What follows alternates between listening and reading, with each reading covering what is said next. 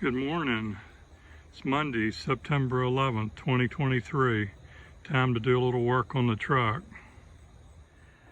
Time to do a little work and get it ready for inspection.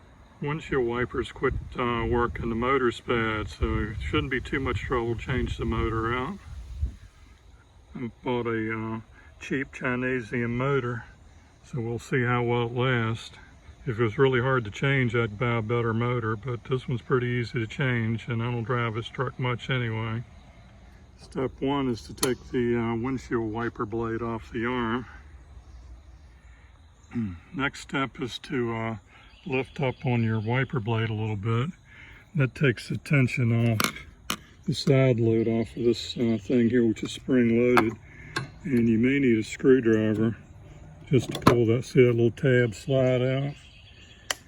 This one's fairly loose. Yeah, I can even pull that out with my fingernail.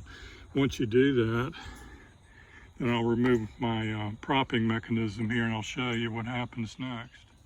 Now that that little locking mechanism is slid out, then it locks the wiper. See, the wiper won't go down. It's actually a prop.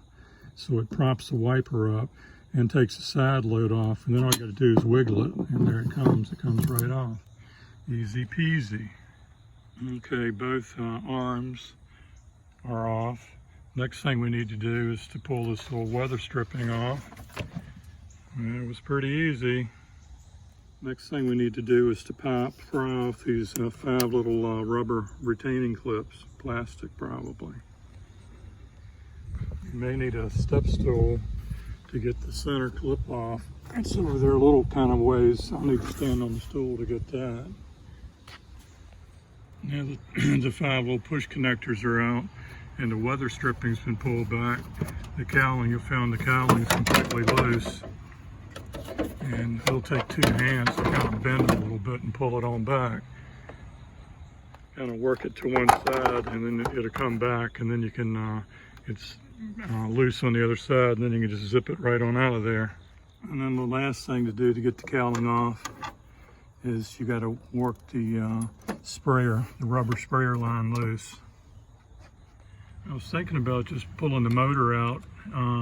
There's 3 number 10 or metric socket 10 size bolts there, but there's 2 down there and there's 1 on the side, so I'm just gonna pull. I'm not doing a real good job pointing. There's 1 right there.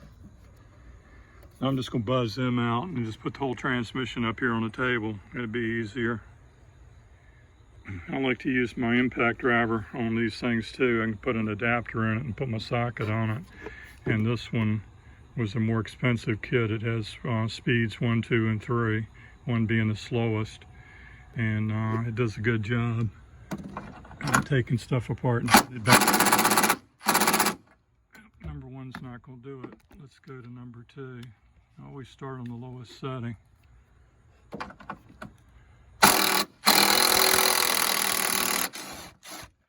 And just like that, the bolt's out. So we can zip the other 3 out and get this thing on the workbench and take a look at it.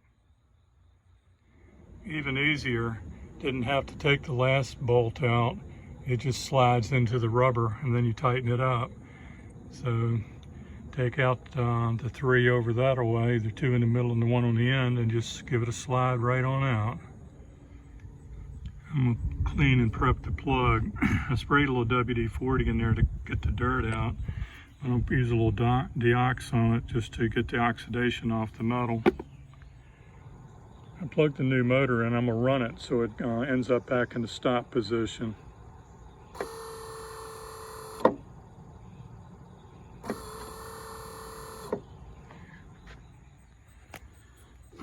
I marked this thing.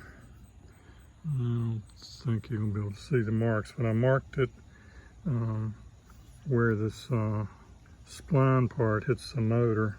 There you can kind of see my mark. It's kind of on a little bit of a downward angle. You can see a mark on it right there.